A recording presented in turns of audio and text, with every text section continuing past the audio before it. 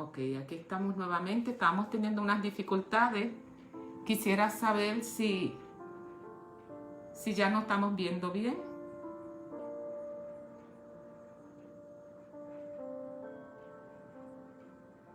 Mili, ¿nos estamos viendo bien?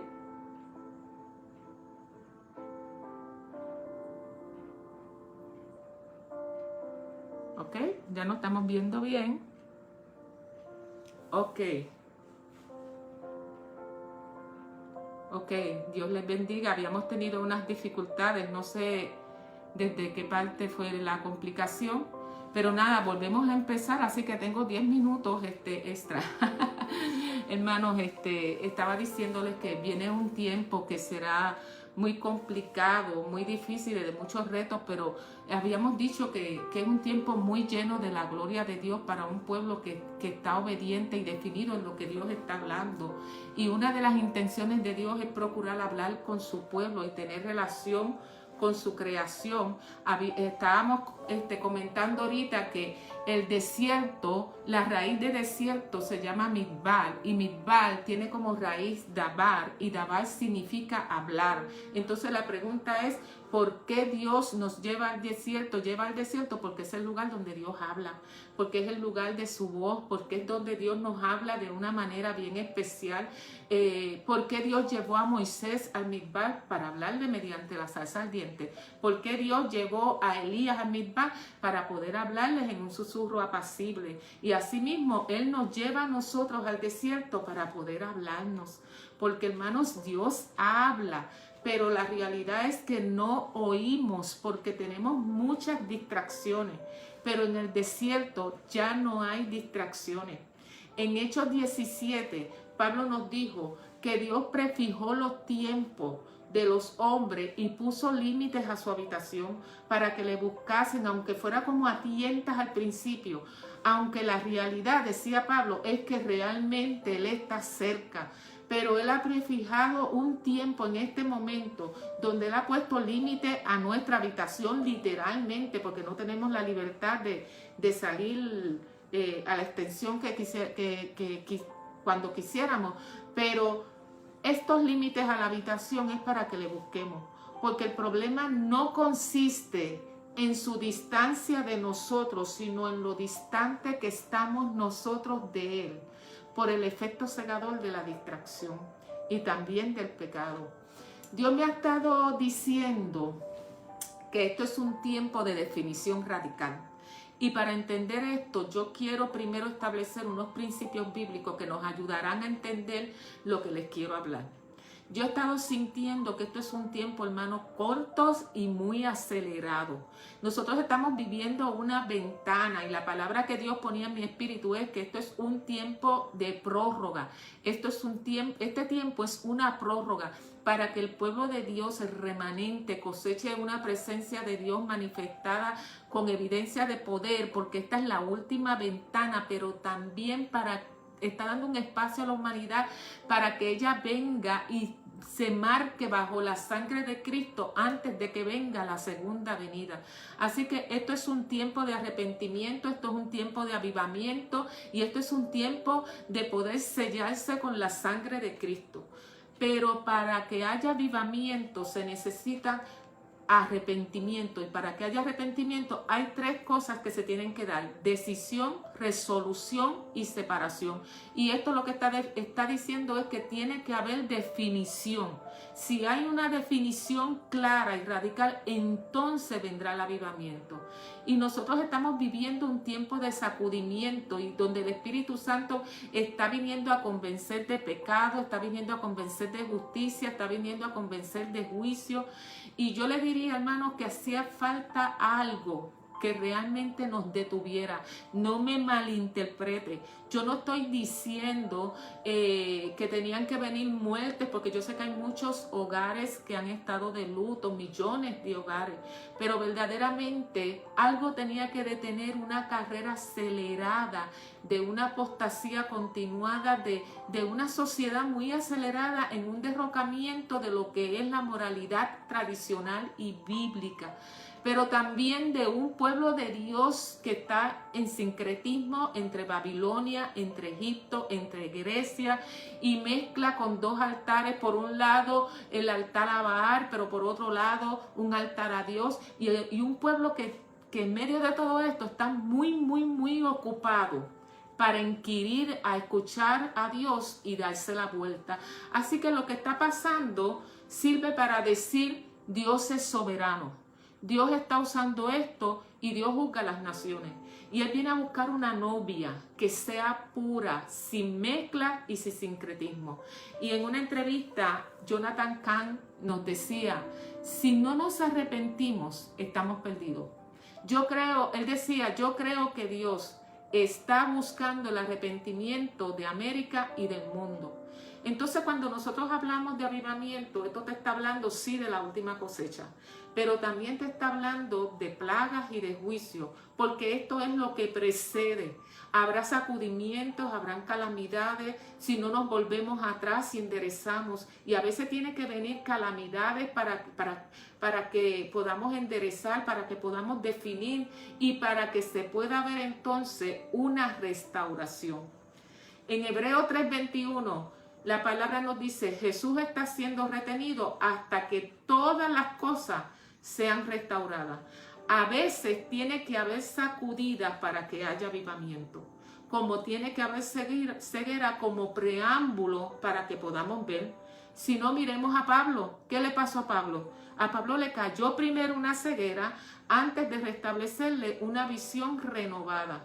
Así que hace poco, en un libro que se llama El Misterio, Los Misterios de Jonathan Cahn, él afirmaba algo que va muy en línea con lo que yo les estoy diciendo.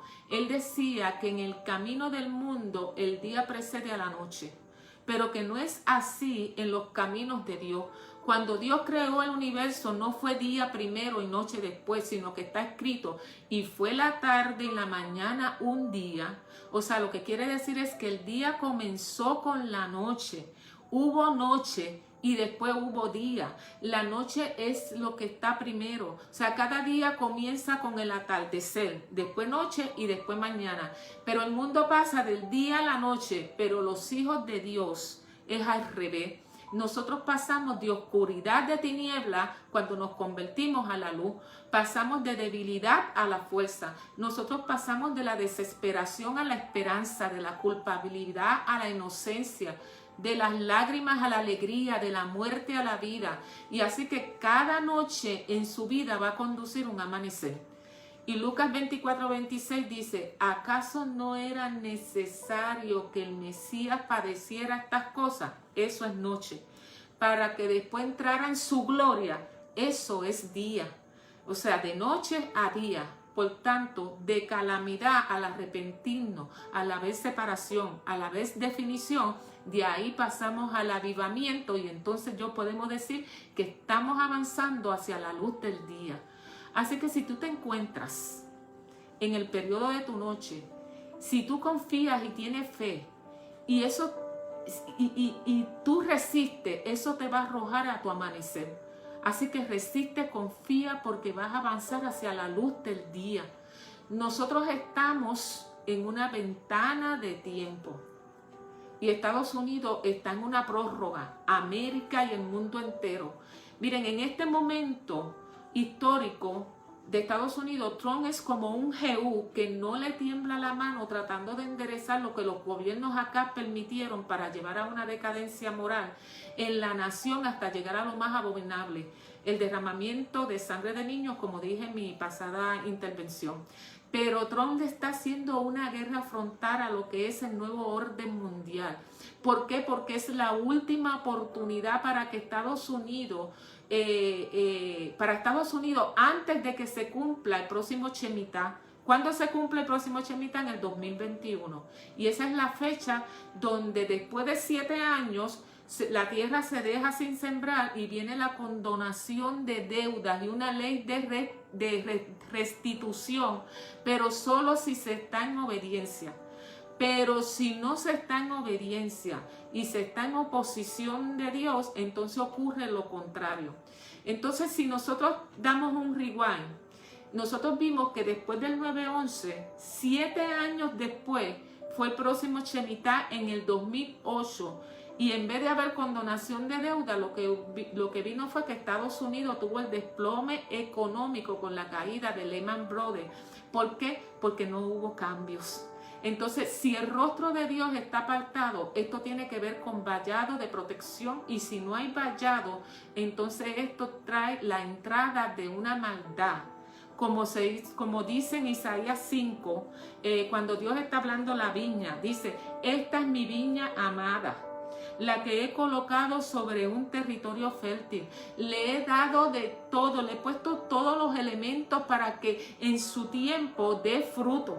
Pero dice esa palabra en Isaías que cuando él vino a chequear en el tiempo de checking time, si había fruto, lo que encontró fueron uvas silvestres. Entonces hay algo que Dios dice, entonces, ¿qué yo haré con mi viña, a la que yo la colmé de bendiciones y le di todo lo necesario para que diera fruto y no lo dio? Entonces quitaré el vallado, y al quitar el vallado dice que entrarían las bestias del campo. ¿Qué son las bestias del campo? Las bestias del campo es que entra una maldad rampante que tiene que ver con la pérdida de seguridad y de libertad. Entonces, cuando estamos en ese escenario, se hace distinción donde cada uno es librado por su propia justicia, porque la deuda por el pecado es acumulativa y pide justa justicia, según Ezequiel 14, 12 en adelante. Y yo lo que le estoy dando son unos principios bíblicos. Nosotros estamos en un tiempo esencial para la historia. Este tiempo puede sellar permanentemente la historia de nuestra nación para bien, o para más calamidades, o para redención. Y cuando la historia bíblica da una alerta de calamidad o algo así, siempre se daba un espacio a la nación para que se arrepintiera o se desataran entonces más calamidades. En esa entrevista que yo les dije que vi de Jonathan Cahn, él le afirma unas cosas. Él dice: si América continúa como va, esa ventana llegará a su fin. Y va a venir el final de la libertad religiosa, y entonces vendría la persecución, y eso sellaría la caída de América. Y si América cae, eso afectará al mundo completo. Y en 2020 entonces es crucial, porque son las elecciones y la necesidad de orar sería más crítica que antes. Eso estaba afirmando Jonathan Cahn, porque tenemos una ventana de tiempo y el propósito es que nos tornemos completamente a Él y que haya avivamiento. Si no, América estaría perdida. Pero entonces nosotros vemos que Dios ha comenzado con un trato de una manera individual. ¿Por qué? Porque ocurre un avivar en lo individual, que entonces eso desembocará en lo colectivo, porque vamos de lo individual a lo colectivo. Por eso es que ha venido este encerramiento de cuarentena, porque ha ocurrido entonces un cosmos de Pascua donde toda la tierra completa estuvo en Pascua y encerrada. ¿Por qué? Porque Él no quiso entrar en la estructura física de una iglesia, sino que Él lo que quiso fue entrar en tu casa y en tu vida, porque el trato primero es individual para luego impactar lo colectivo. ¿Por qué? Porque cada uno va a ser librado por su propia justicia. Entonces, cuando nosotros miramos el escenario de plaga en Egipto, allí lo que ocurrió fue una separación para definición. Un escenario de plaga que trajo entonces, definió dos pueblos, el pueblo de Dios y el pueblo de Egipto. Pero en el caso de nosotros, ocurre una separación también entre lo que es de Dios en nosotros y lo que es de Egipto, que hay que eliminar. O sea que el fin de antes es el mismo de ahora. El fin de ahora es el mismo de antes. Separar y hacer una distinción entre el pueblo de Egipto y entre el pueblo de Dios, entre lo que es y lo que no es. Entonces se forman dos extremos definidos. Como siempre ha dicho nuestra pastora Ramonita, se elimina totalmente la zona gris. O eres blanco o eres negro. Entonces yo me pregunto, hermano, ¿de qué vale que se detenga la plaga y no haya cambio? Lo único que se hará es llamar otra calamidad mayor. ¿Por qué digo eso? Porque Levítico 26 señala unos principios que nos habla de los privilegios y bendiciones que se suelta cuando andamos en obediencia y en las justas consecuencias también de la desobediencia. Así que entre eso hay un versículo que establece un principio que me llamó la atención y es el que está en el 26:18, que nos dice: y si con estas cosas no me obedece, entonces continuarán las calamidades 7 veces más por vuestros pecados. O sea, que quiere decir que se desatan unas calamidades mucho más severas y prolongadas. ¿Por qué? Porque el Señor es soberano y Él puede tener control de todos los asuntos sobre la faz de la tierra. No importa de dónde venga la calamidad, si viene de la agenda del nuevo orden mundial, no importa. La cosa es que Él tiene toda la soberanía para permitirlo o no. Y la palabra me lo dice, en Isaías 45:7 dice: el que forma la luz y crea las tinieblas, el que causa bienestar y crea calamidades, yo soy el Señor, el que hace todo esto. En Amós 3:6 también nos dice: si se toca la trompeta en la ciudad, no temblará el pueblo. Si sucede una calamidad en la ciudad, no la ha causado el Señor. Pero también tenemos que entender que Jeremías 32:42 nos está diciendo: porque así el Señor, así dice el Señor, como yo he traído a este pueblo y he permitido toda esta gran calamidad, así he de traer sobre ellos todo el bien que les prometo. Lo repito, según Dios puede permitir calamidades, dice también que Él va a traer todo el bien que les prometo. Y esto me está hablando que un escenario de calamidad puede volverse a que se alcance lo que Él ha prometido por la tendencia de que nos volvemos a Él. ¿Por qué? La calamidad no es para destruir, sino para que haya reflexión, para que haya arrepentimiento, para que haya vuelta atrás y para que haya definición y arrepentimiento. Hay algo que el Señor me enseñó hace un tiempo atrás, que yo lo he mencionado mucho en mis prédicas, y es un principio que me ayuda a mí a entender a Dios como juez, que se encuentra en Isaías 28, 24, 29. Ahí el Señor me enseñó: yo soy como el agricultor, que Él sabe la medida. Él le instruyó al agricultor la medida que necesita, la sabiduría de saber qué medida necesita cada semilla para que rompa y haya vida. Entonces me habla de 3 clases de semillas.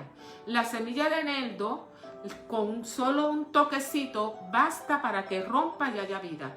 Pero entonces la semilla de comino hay que darle con vara. Pero la tercera semilla, que es la de trigo, a esa hay que pasarle la carreta por encima, pero sin pulverizarle. Entonces dice, Dios se compara como el agricultor. Él sabe en su santa sabiduría la medida que se necesita para que un estupor incurable quiebre y haya arrepentimiento y vida. De hecho, en todas las lecturas que nosotros leemos, donde Dios está hablando en algún momento de juicio de calamidades, Él termina diciendo: y conocerán que yo soy Dios. Porque este es el fin, cuando Él permite una calamidad, que se conozca que yo soy Dios, y sus hijos saben vindicar su sabiduría, saben lo que Él permite es justo, pero que tiene un asombroso plan. Miren, ahora mismo nosotros vemos a través de la sacudida y de otras que vendrán que está causando esto, que mucha gente que estaban en términos tibios corran y se metan debajo de la sangre del Cordero. Lo estamos viendo los doctores, lo estamos viendo gente de gobierno que ante la impotencia ellos reconocen que solo Dios. Ahora, entendiendo estos principios, entonces podemos entender lo que sucedió después de la calamidad del 9/11. La sacudida vino, pero no hubo cambio. Hay que orar para que después de esta plaga haya verdadero arrepentimiento. Miren, después del 9/11, la gente inundó las iglesias y parecía que podía haber un avivamiento, pero el despertar nunca llegó. Igual pasó, ¿se acuerdan?, con la masacre de los niños en la escuela de Connecticut en el 2012. Las iglesias se llenaron, pero tampoco hubo cambio, porque no hubo arrepentimiento, y sin arrepentimiento y definición clara no hay avivamiento. Entonces, el cambio de esta historia no empieza con los que están en la fila del gobierno, sino con lo que dice Segunda de Crónicas, con la humillación de su pueblo. Pero por humillación no solo es reunirnos un día y pedir perdón, es mucho más que eso. Humillación es separar aquello que no es y establecer definición de lo que es. Si nosotros respondemos con un verdadero arrepentimiento y con una verdadera definición, probablemente este es el momento, porque es la ventana que está abriendo el Señor. Entonces desde el 9:11, Dios está llamando a arrepentimiento, avivamiento individual y como nación. Pero si no hay arrepentimiento y no hay cambio, entonces se está llamando a lo próximo. Entonces yo puedo decir que el camino se cierra y nosotros estamos viendo una calamidad que viene tras otra. Estados Unidos no termina lo del coronavirus y de momento llega la plaga de la avispa. No termina lo de la plaga de la avispa y de momento llega lo de la plaga de la polilla. Y todo va dirigido como a crear una hambruna, pero si lo vemos también en Puerto Rico no termina lo de los temblores y de momento llega la plaga. Y es como dice en la Escritura, cuando una ola rompe y no ha terminado de regresarse, entonces viene la otra y cae encima. Entonces podemos decir que el camino se reduce a dos vías a escoger.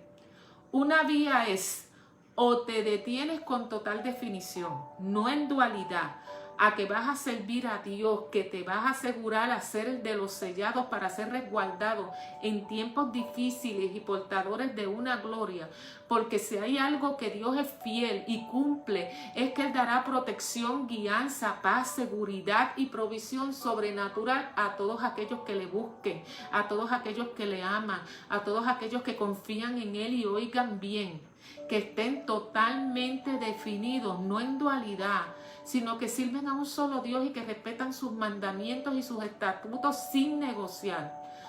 Porque entonces esto hace que el semblante de Dios sonría y Él se desborde en favor, en bienestar y en seguridad, hasta que seamos recogidos en su segunda venida. Pero entonces la otra vía, si no escoges esta, es quedarte bajo un gobierno del anticristo que aunque al principio va a parecer que soluciona todo, después tú vas a entender que estás bajo un gobierno que te robó todos tus derechos, que te robó tu identidad, que te robó tu libertad y todo porque le tendrás que pertenecer a cambio de beneficios básicos de sobrevivencia, porque es una realidad bíblica que el camino se va a cerrar aceleradamente y que todo aquel que se ponga el sello ya no tendrá oportunidad. Por tanto, hay una urgencia de definición absoluta y Dios está viniendo a sacudir la dualidad. Él sacude la permisividad, lo que no se le ha puesto lindero y se deja pasar.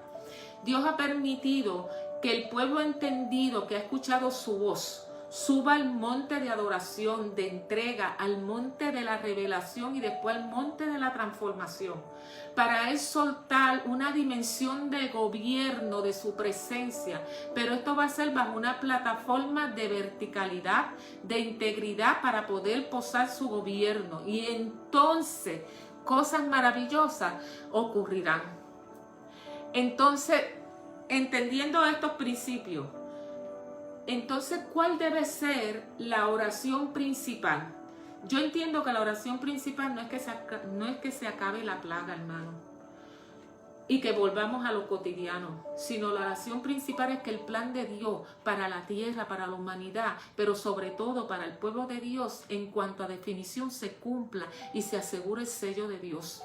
Este sentir de urgencia de definición, Dios lo puso en mi espíritu fuertemente y me ocurrió cuando yo estaba leyendo y estudiando Éxodo 32-33, porque estaba estudiando los ciclos de 40 días que tuvo que hacer Moisés en el monte Sinaí.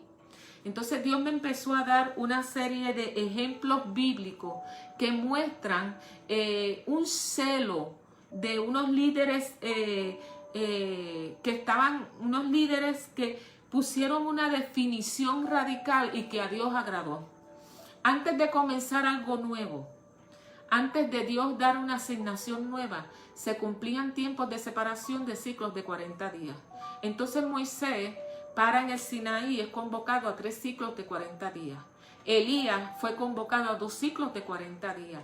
El pueblo de Israel se colgó en su ciclo de 40 días a 40 años cuando Dios lo llevó al desierto, y Jesús cumple con un ciclo de 40 días en el desierto. Y nosotros, el pueblo de Dios, estamos cumpliendo ciclos de 40 días antes de empezar un nuevo tiempo. Entonces, vamos a ver esto. Moisés está cumpliendo su cuarentena convocado por Dios en el Sinaí con un fin. Dios lo convoca para darle las instrucciones, para que se obedezcan de una manera clara y precisa, porque Él va a asegurar que la presencia de Él iba a ir en medio de ellos hasta llevarlos a la tierra prometida.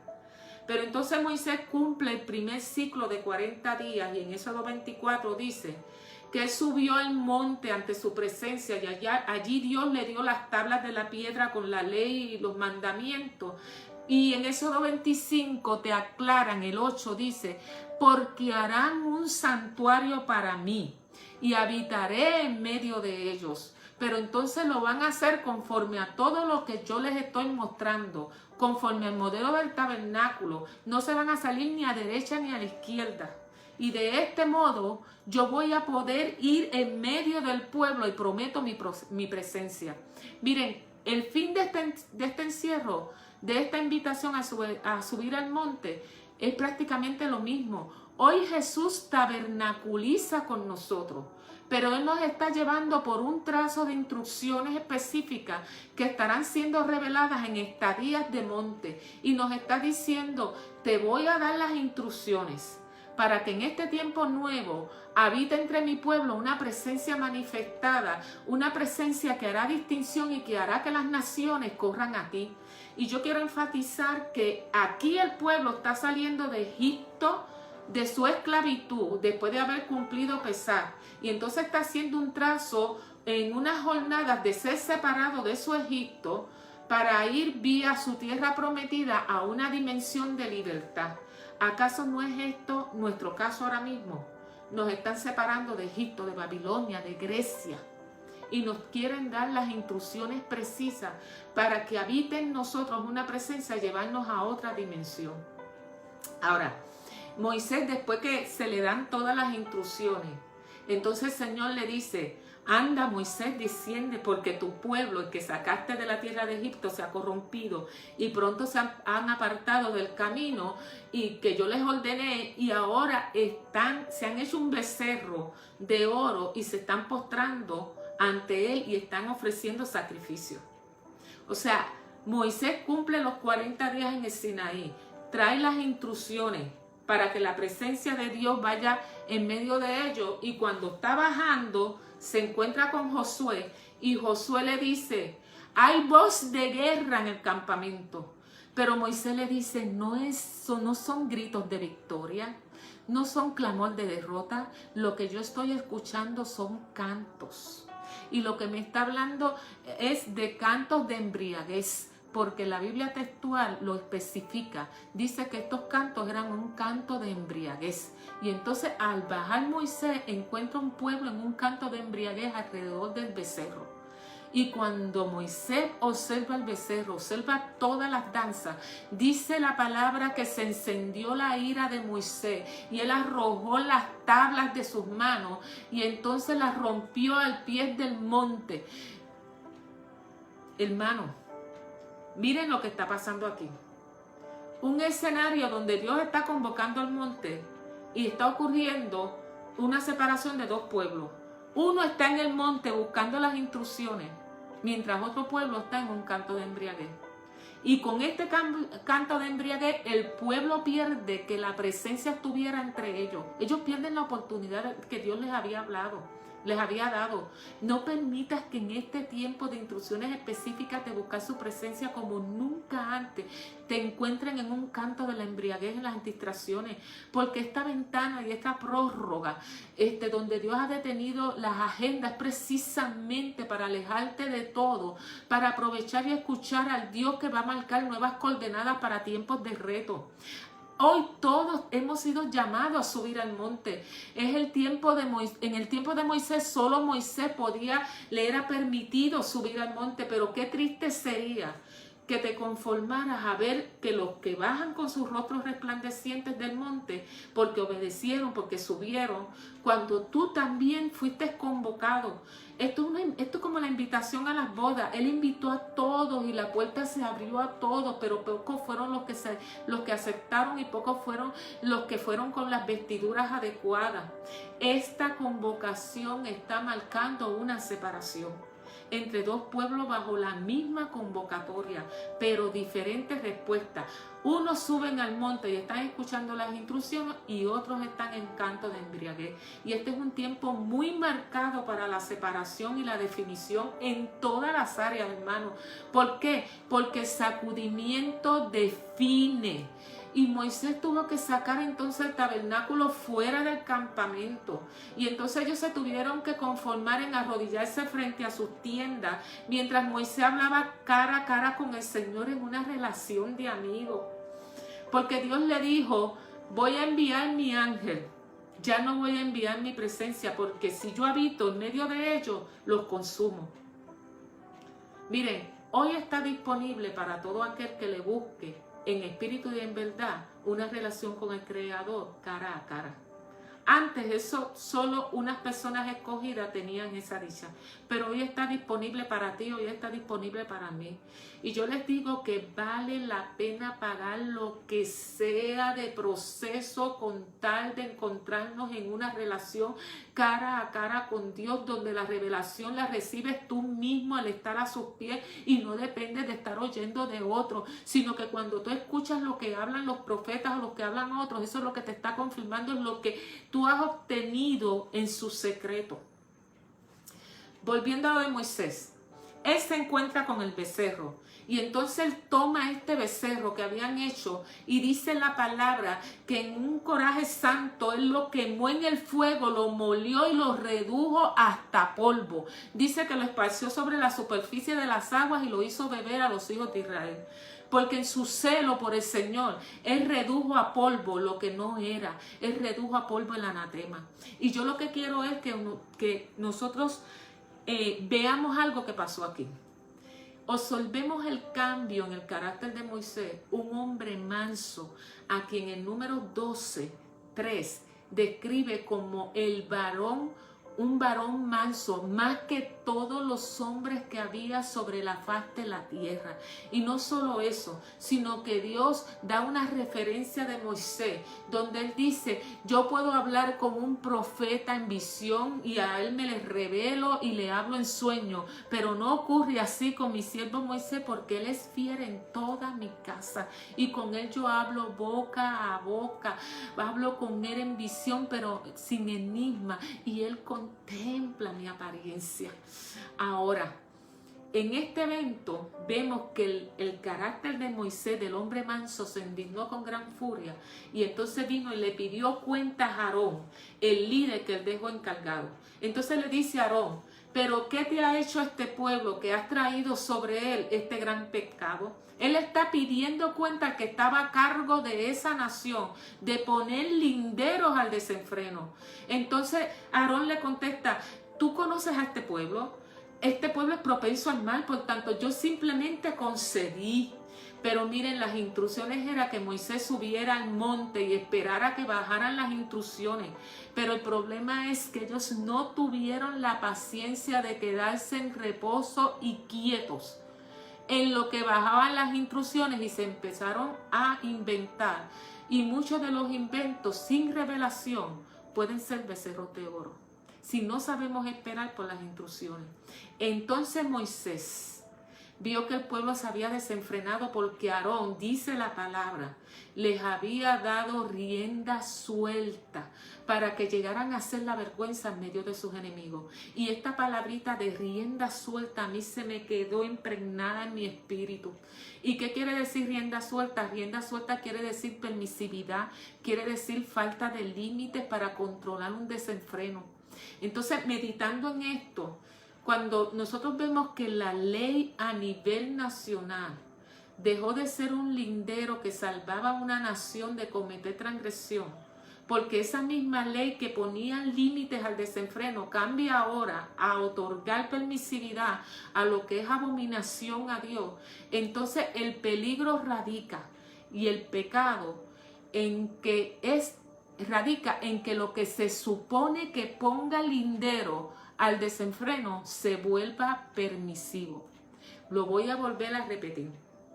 Hay un peligro muy grande cuando lo que se supone que ponga lindero se vuelva permisivo. Así que aquí vemos que yo siento que Dios está hablando fuertemente sobre los pecados de un liderato, tanto de su pueblo como de los líderes de una nación, a la permisividad. Yo veo aquí el carácter de Aarón, el que era el primer sacerdote de Israel, con un temor y una falta de liderazgo y falta de carácter y firmeza que se requería para que no pusiera rienda suelta. Como vemos también, vamos a ver una diferencia entre Acab y Jehú.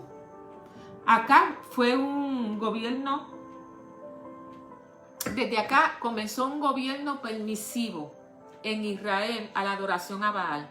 Pero vino un Jehú que no le tembló la mano para cortar todo aquello que no era.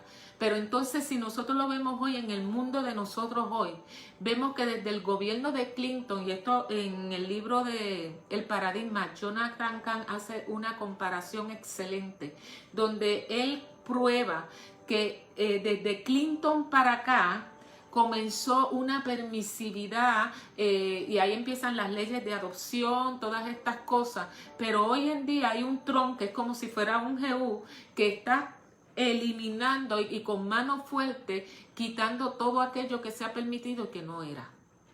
Entonces nosotros estamos en un tiempo esencial para la historia que puede sellar permanentemente la historia de nuestra nación para bien, o para calamidad o para redención. Y en este tiempo de definición es un tiempo para aplacar la ira. Dios viene sacudiendo el liderazgo permisivo que permite el desenfreno del pueblo, tanto a nivel político como a nivel de iglesia. Miren, Aarón fue una voluntad permisiva debido a la falta de confianza y disponibilidad de Moisés ante su llamado en la zarza ardiente.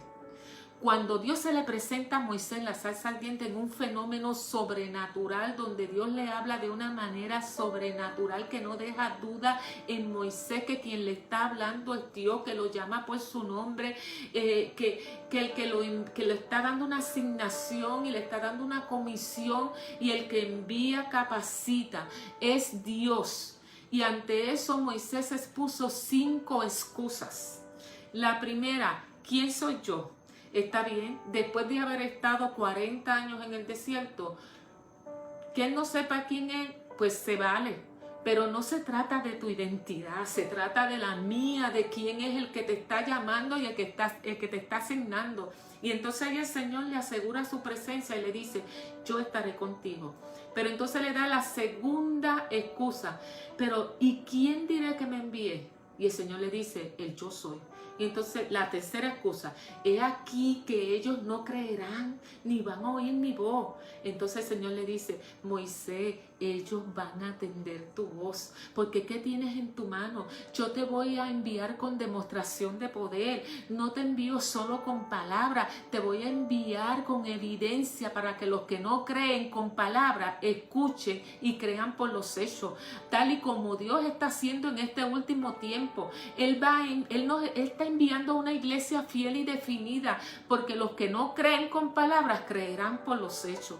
Pero entonces la cuarta excusa de Moisés fue: pero yo soy torpe en el habla y torpe en lengua. Entonces Dios le contestó: ¿y quién ha dado boca al hombre? ¿O quién hizo al mudo y al sordo, al vidente y al ciego? ¿Acaso no fui yo, Jehová? Ahora ve, porque yo voy a estar con tu boca y yo te voy a instruir acerca de todo lo que tú vas a hablar. Hasta aquí, hermano, Jehová no se enojó con Moisés, sino que le dio razones para no dudar y le prometió su presencia. Pero la próxima excusa Y la última sí enojó a Dios. Y entonces Moisés le dijo, ay Señor, yo te lo ruego, envía a otro, que sea otro el que hable. Señor, envía a otro. Entonces Dios se enojó con Moisés y le dijo, está bien, de acuerdo. ¿Qué te parece tu hermano Aarón, el levita?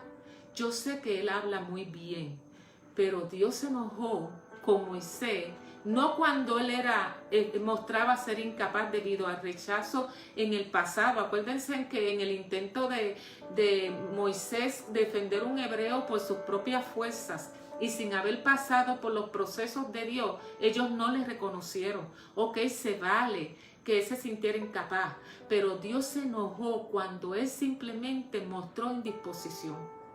Y cuando Dios trajo entonces a Aarón para ayudar a liderar a Moisés, Aarón lo que iba a hacer era una disciplina para Moisés, porque Aarón se convirtió en una voluntad permisiva.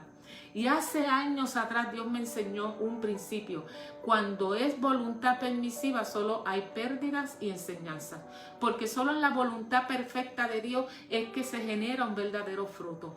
Así que Aarón fue más un problema para Moisés que una ayuda. Miren, Aarón permitió y dio rienda suelta al becerro de oro y él mismo edificó un altar. Los hijos de Aarón blasfemaron contra Dios al traer ofrendas impuras. Aarón abiertamente llevó a cabo un motín en contra de Moisés. Así que mientras iban pasando todos estos episodios y se desenvolvían, yo me imagino que Moisés seguramente vio atrás y se preguntó, pero ¿por qué el Señor me habrá dado un compañero como este? Pues debido a que Dios estaba enojado con la indisposición de Moisés. ¿Por qué yo traigo este paréntesis? Porque es un peligro cuando Dios cede a nuestra obstinación a una voluntad permisiva. Si no, miremos a lo de Saúl. Aarón ciertamente hablaba bien, pero el que tenía el daval de Dios por su relación cara a cara era Moisés. Aarón lo único que hacía era repetir lo que oía de otro, pero no tenía la impartición y el carácter para darlo y defenderlo con celo. Así que cuando tú tengas algo del Señor, no lo delegues a otro. Dios te lo está dando a ti, porque no lo delegues y te quedes en el anonimato porque no sabes hablar. El Señor me ha estado enseñando, hermano, que eso no es humildad. Eso es indisposición y a Dios le enojó. Y una de las características de este remanente es que se va a levantar una generación con disponibilidad y compromiso a hacer lo que Dios le asigne, aunque se sienta insuficiente, pero va a demostrar fe en que el que lo envió va a poner la capacitación. Así que aprovecha este momento para subir al monte de entrega y muere a todas tus insuficiencias y a todas tus inseguridades, y hazte disponible al Señor. Y lo único que Dios necesita es que estemos conectados con su corazón y con su voz. Y que estemos ahí oyendo lo que Él quiere que oigamos. Y del resto Dios se ocupa. En una ocasión yo oí a Moris Seguro que dijo apasionadamente: Señor, si el que tú estás enviando no quiere ir y al que tú le das no se quiere dejar usar, por favor dámelo a mí. Dámelo a mí. Pero yo cierro este paréntesis y entonces vuelvo a lo de Moisés. El pecado de Israel había roto una alianza con Dios y era preciso que se aplacara a Dios y se restableciera nuevamente las buenas relaciones de Él con su pueblo. Entonces hubo algo que hizo Moisés, que es lo que quiero enfatizar. Moisés se para en la puerta del campamento y exclama: el que esté por Jehová, véngase aquí conmigo. ¿Y qué hizo Moisés? Moisés lo que está haciendo es una clara y radical definición, como hizo Elías en el monte Carmelo. Y dice la palabra que se unieron a ellos los hijos de Leví. Entonces Moisés le dio una instrucción bien radical: recojan de puerta a puerta el campamento y cada uno mate a su hermano, cada uno a su propio compañero y cada uno a su propio pariente. Y dice que los hijos de Leví se levantaron, hicieron conforme a las instrucciones de Moisés, cayeron aquel día 3,000 hombres. Y entonces Moisés le dijo: llenad hoy vuestra mano para Jehová, aunque cada uno actúe contra su hijo y contra su hermano, para que Él os otorgue hoy su bendición. Y yo decía: Dios mío, pero ¿Qué ejemplo tan radical me has dado? Y me estás mostrando que a Dios le agradó ese acto de fidelidad. Y yo le decía, pero Señor, ¿cómo yo presento esto? Y entonces el Señor me hizo acordar, acuérdate que el derecho penal antiguo era mucho más rudo que el nuestro y ellos están bajo la ley mosaica. Y la ley mosaica condenaba el pecado de idolatría con la pena capital.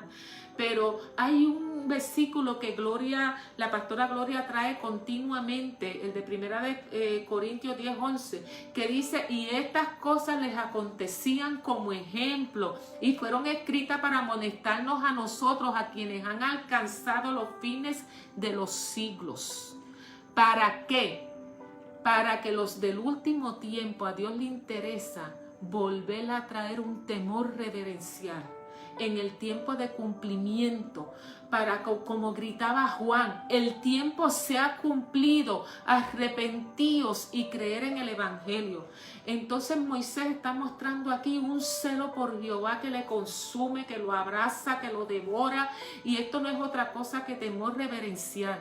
Y Dios quiere que nosotros lo veamos en un tiempo donde el temor a Dios se ha ido perdiendo, dando paso a la permisividad. Y el temor reverencial es estar completamente, hermanos, entregado a la voluntad de Dios con un espíritu ferviente, con un espíritu diligente por la obediencia a lo que Dios ha dicho y que vela por la definición del pueblo.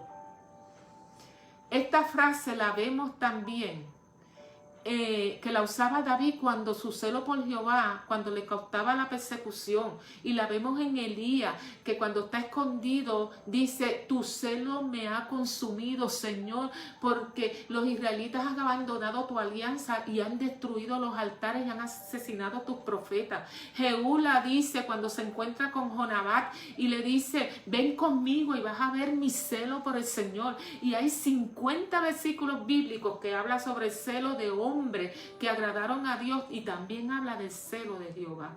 ¿Y por qué les estoy hablando esto del celo? Porque, hermano, el celo define y purifica, porque te lleva a una fidelidad de erradicar lo que no es, y ese acto de fidelidad te hace consagrado a Jehová.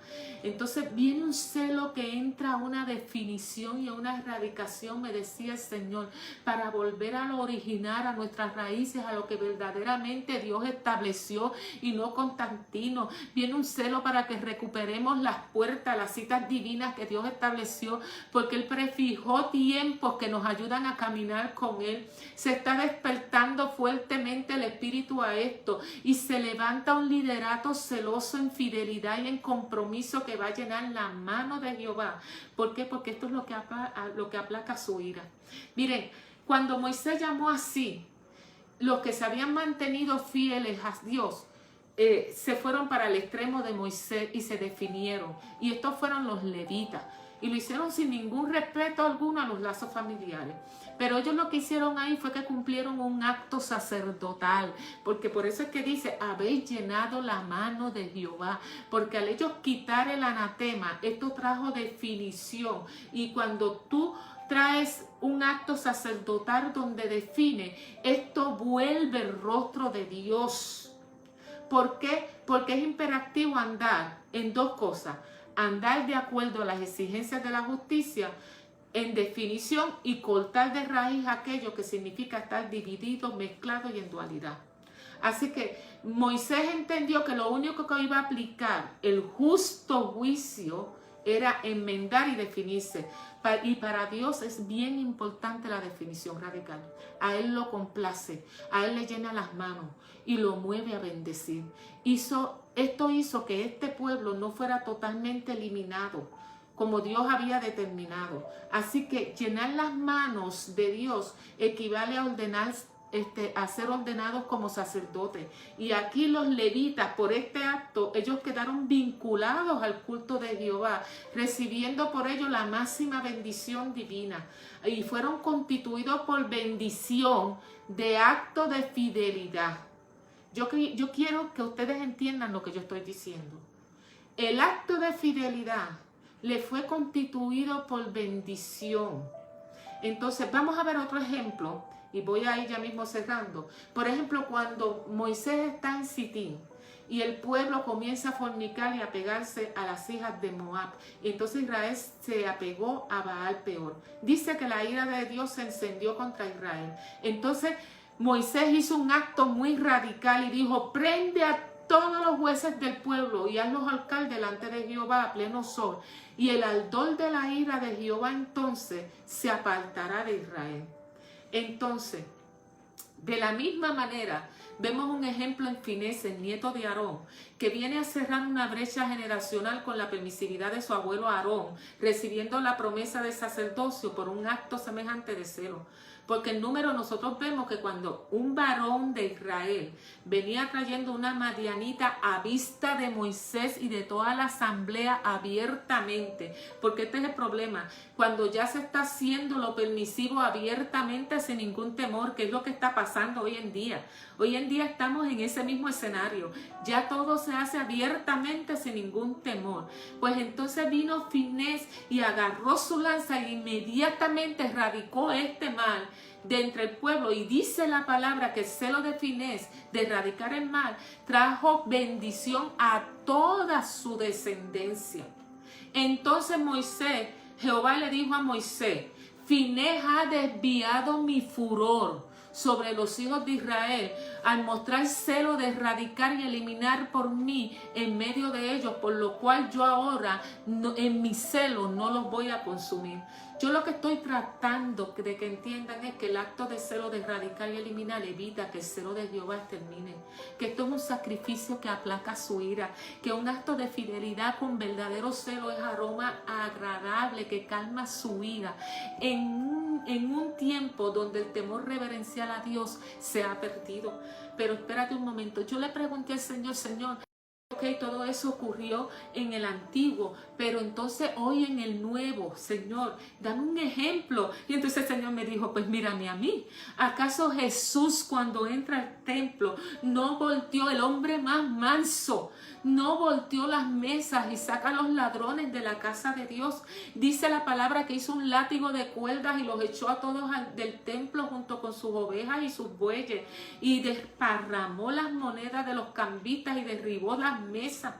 ¿Por qué? Porque ellos estaban acostumbrados a vender y a comprar dentro del templo, porque los fariseos, la representación de autoridad lo había permitido. Pero aquí viene la autoridad del Dios hombre que actuaba en su casa con el látigo en la mano, que los echa y los echa afuera.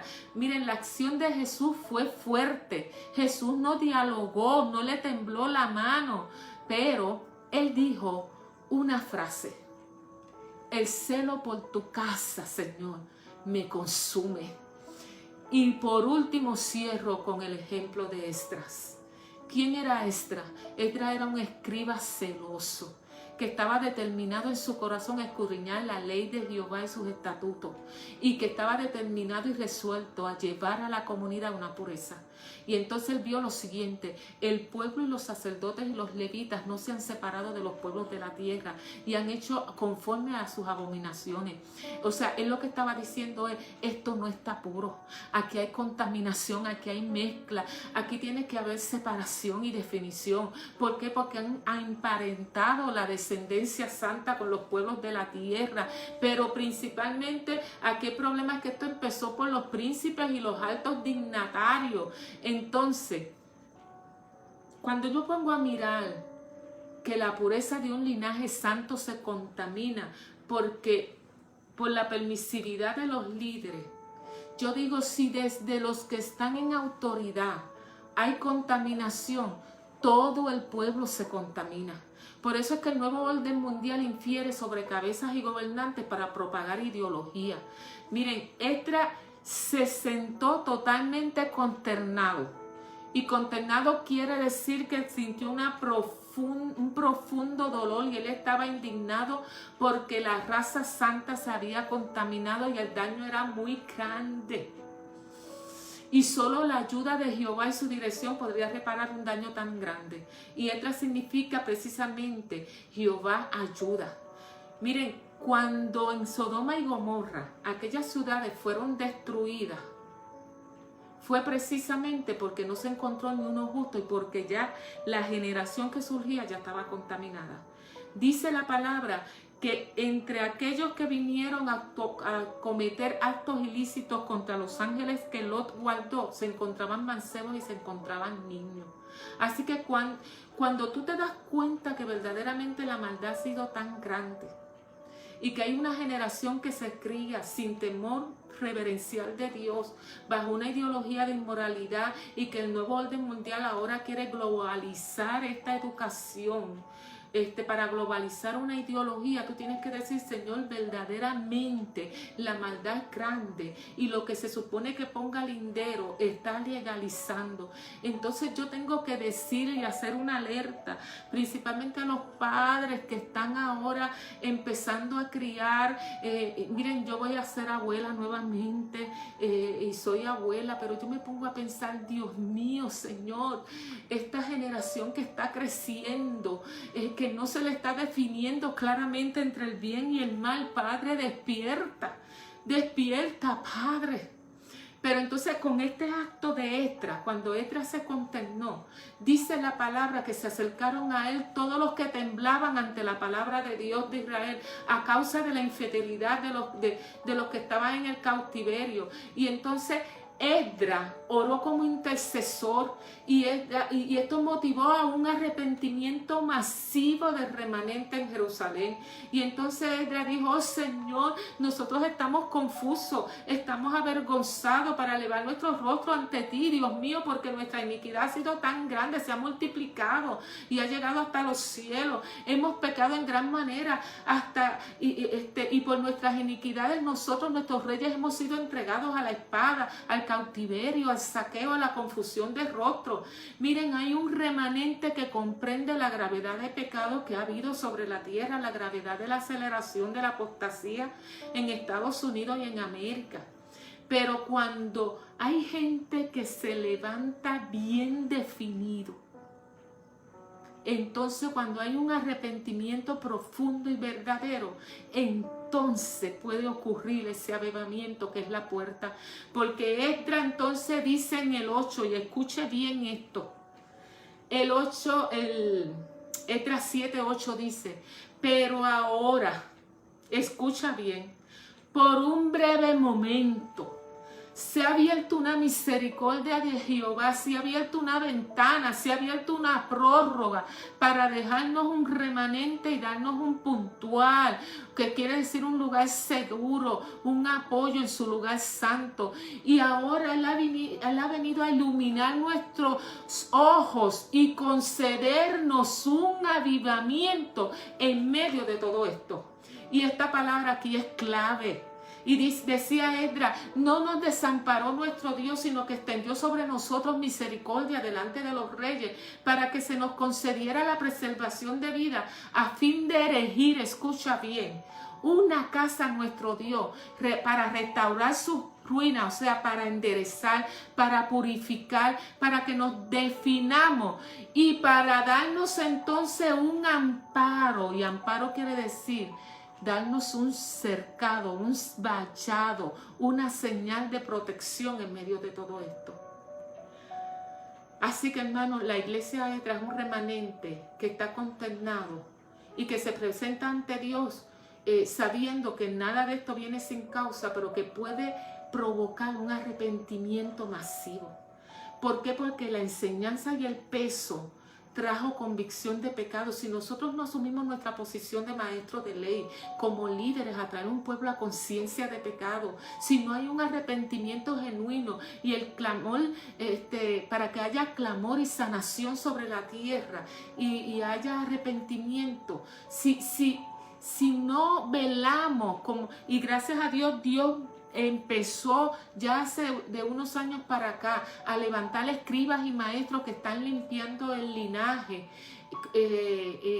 para que pueda ocurrir una limpieza en todas estas cosas, porque yo he sentido muy fuertemente en mi espíritu, hermano, el decir de Dios: basta ya de poner la corona en lo que no es, como me reveló el Señor en el concurso del 2015.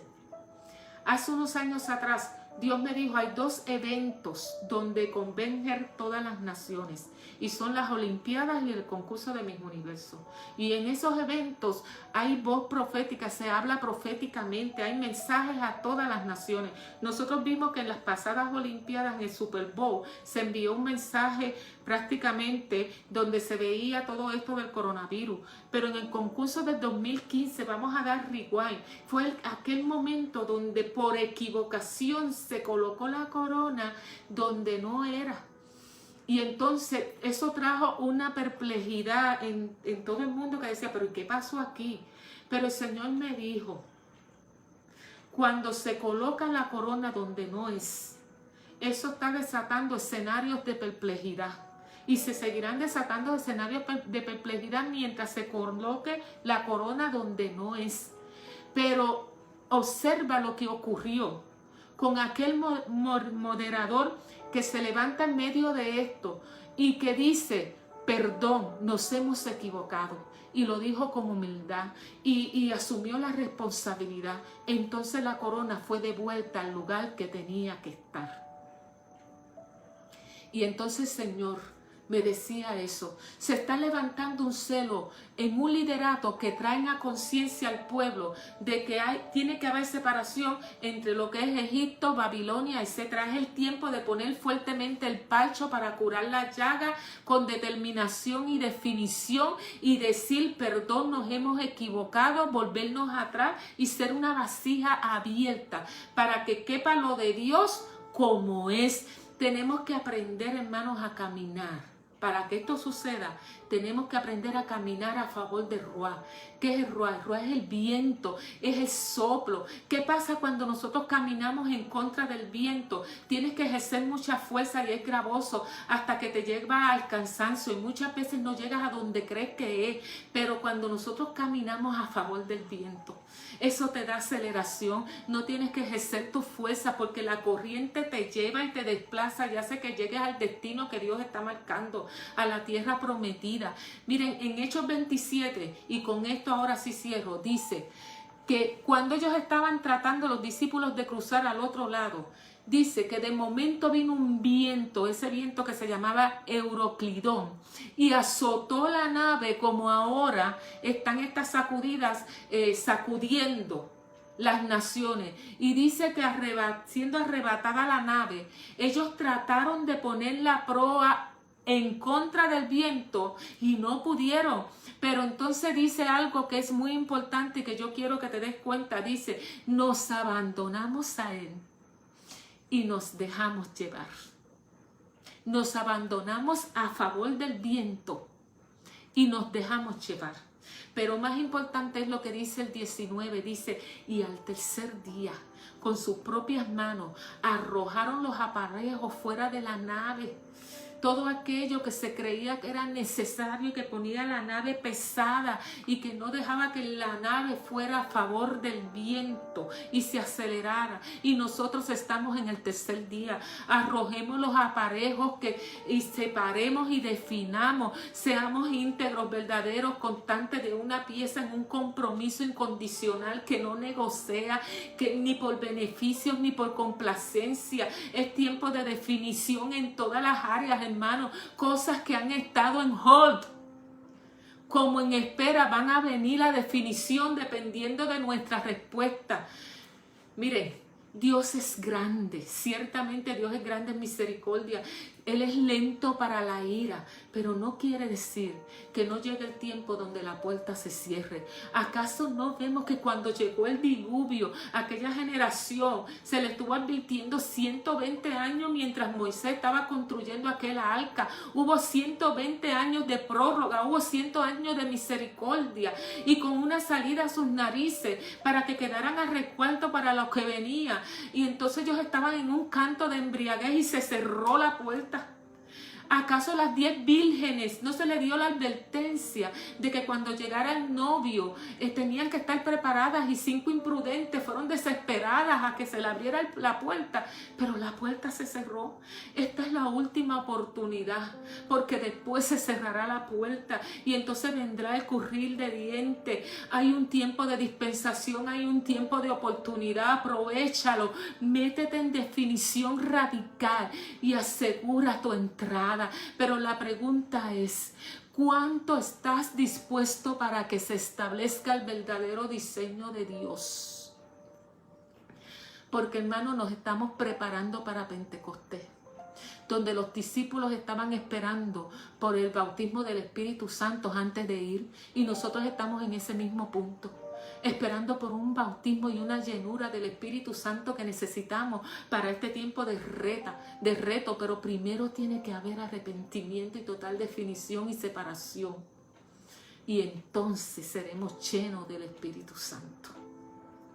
Señor, gracias, Dios, porque tu palabra, Señor, confronta, y tu palabra nos deja ver la realidad, y en tu palabra hoy tú has dado un mensaje de urgencia a que entendamos, y yo vengo declarando que las conciencias se abren y que caemos a una conciencia de lo que es esta ventana. Esta ventana es urgente poderla tomar, esta ventana es urgente de podernos definir, esta ventana es urgente de poder separar, y tú vas entonces a derramar bendición, y entonces veremos ese avivamiento glorioso.